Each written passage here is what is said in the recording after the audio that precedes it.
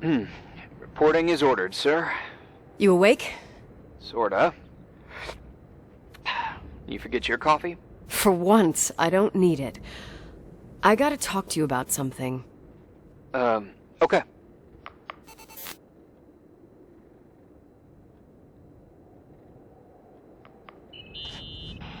Here I am. You didn't tell me you knew Leonard. I thought we'd been through that. Let me finish. I spent the night going through his stuff, and I want to know what you think. About what? You obviously know more about this place than I do. About what went on here, since I left at least. Ooh, what do you mean, you went through his stuff? What are you looking for? Someone calls me and says Rachel is alive. Then a lipstick appears out of nowhere. It feels like something weird's going on. Rachel is dead. That's what everyone says. But maybe the story deserves a second pass. There are too many gray areas. Look, the storm is dying down. You'll be able to leave soon and go back to your life. And you can forget about the whole thing, like you did 10 years ago. What do you care about this old business? It's not worth losing sleep over just to play detective. Look at it this way. I've always had a secret passion for Sherlock Holmes. Okay, let me hear what you're thinking. If there's one thing Leonard taught me, it's that you gotta listen to what's buzzing in your head. First, it might just be a confusing noise, but if you connect the dots, then it starts making sense. And right now, I've got a beehive in my head. All right, let's go hunt some bees then.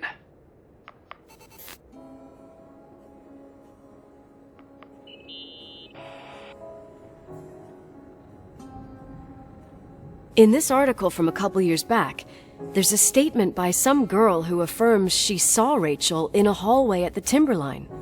Who's this girl? A classmate, Glenda Ferguson. I tore out the page. I think the magazine was MT Woman. Nicole, that's a gossip magazine. They would sell their mother, even their cousins and nephews, just for a bunch of new readers. I know, it's not a very reliable source. Rachel fell 90 feet into a void. She can't be alive. I thought I was the skeptical one here.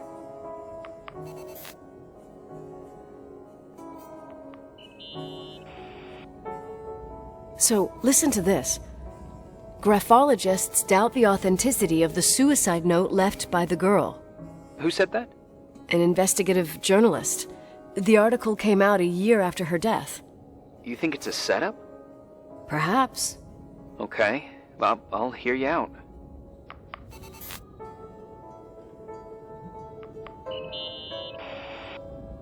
I found a copy of the local paper, dated December 29th, 1981, the day that the body was discovered. According to the forensics report, Rachel had been dead for days. She was 9 weeks pregnant. Yeah, that was the official version.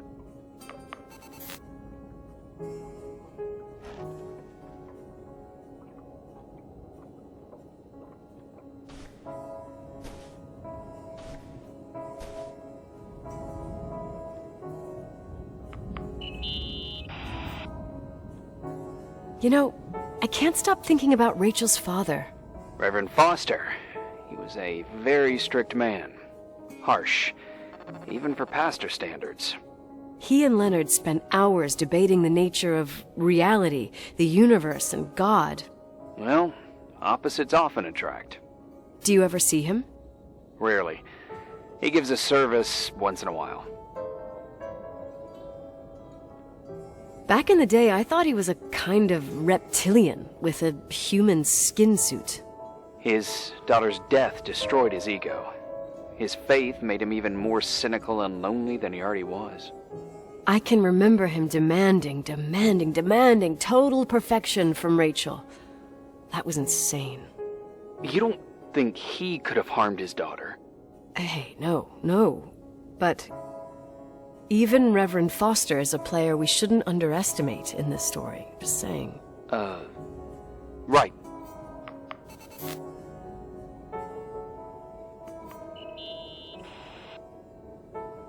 Remember the lipstick I found downstairs? Yep, you made a big deal about it. It doesn't smell. Should it? After they've been open for a while, lipsticks smell really bad. Maybe there's been other women. I mean... From what I gather, Leonard was a sort of recluse. And don't forget, the lipstick is really old. Could the cold have preserved it? Possibly. Anything else?